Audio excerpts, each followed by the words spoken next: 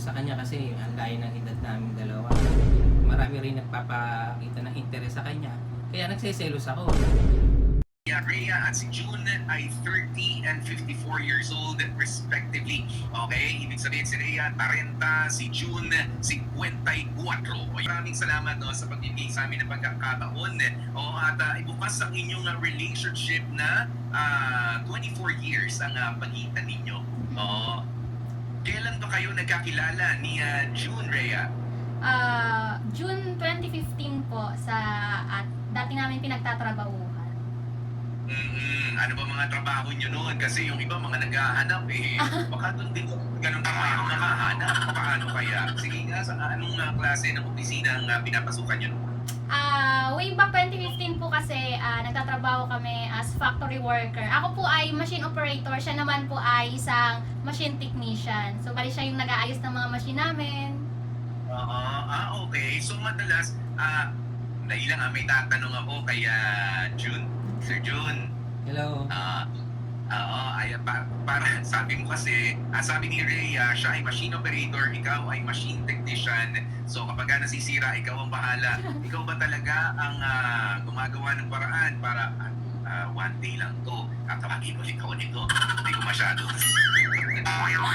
Dumidiskarte ka ba ng ganun para madalas kayo magkapangita nitong si Rhea? Oo naman, kasi madalas kasing sirayin yung machine nila. Kaya ako lang talaga ang lagi nila tinatawag. Kasi ako naka-assign sa kanila eh. Kaya doon kami nagkakampisa.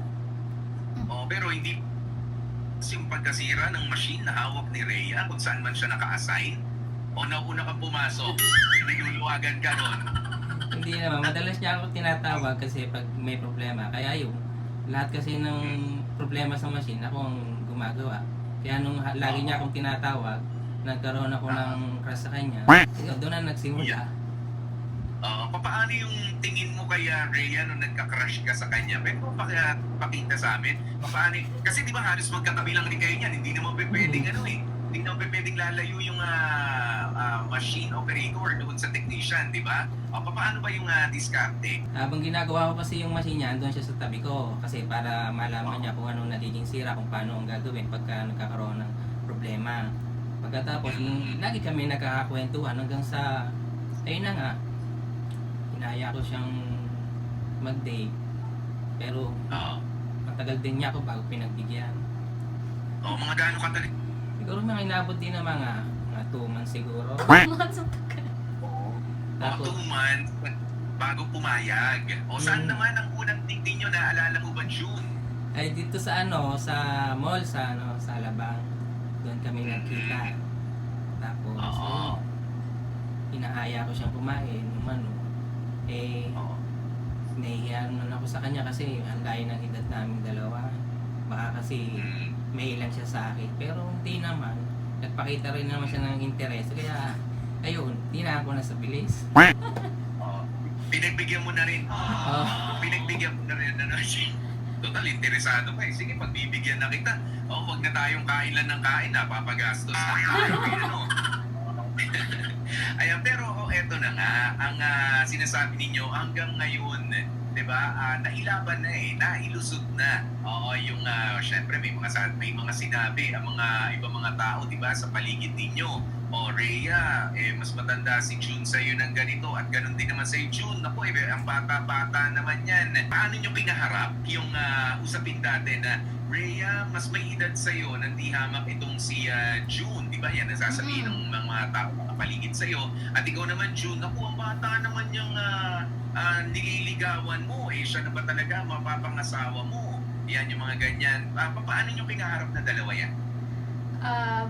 Dati po talaga, yun yung issue sa amin. Bali, kahit saan kami magpunta, sa mga kaibigan, sa family. Pero nung nakita naman po nila na nag-click kami, yung hindi naman naging issue sa amin yung edad. Kasi nakita naman nila na okay yung relationship namin. Wala na rin silang nagawa, in-accept na lang din nila. At napatunayan nyo na ang dalawa yan. Nga lang ngayon, ay medyo merong kumakakalabit daw na problema, lalo na yung pagiging content creator mo na. Rhea, nagsiselos daw si June. Opo, bali, Nung nag-start po talaga ako lang po talaga yung nagko-content. Tapos doon na po nagumpisa na since hindi niya alam yung kalakaran sa social media. Napapadalas po yung away namin kasi kahit ipaliwanag ko po sa kanya, hindi niya po talaga ina-accept yung paliwanag ko. Well, isa nga sa dahilan kaya ka nagsiselos dahil sa hindi mo lubusan na naiintindihan yung mundo nung pagiging content creator itong si Rhea. Pero yung pakikipag-collab ni Rhea ay pinailangan pa for a time na bantayan. Sige nga, o magme-message kayo niya. Patingin muna ng mga chinachat niyan kung talagang collab lang yan. Anong collab yan? Baka mamaya, collab you too. Yan na yan. Madalas ko kasi siyang tinitingnan kung saan siya nakapwesto, kung sino yung lagi niyang nakakausap. Tapos madaling araw minsan nagkakalkal ako ng messenger niya kasi maraming nagme-message kasi marami rin nagpapakita ng interest sa kanya. Kaya nagseselos ako. Natagalan yun na na-accept ko na yung kanilang mundo, kung paano ginagawa ng mga content creator.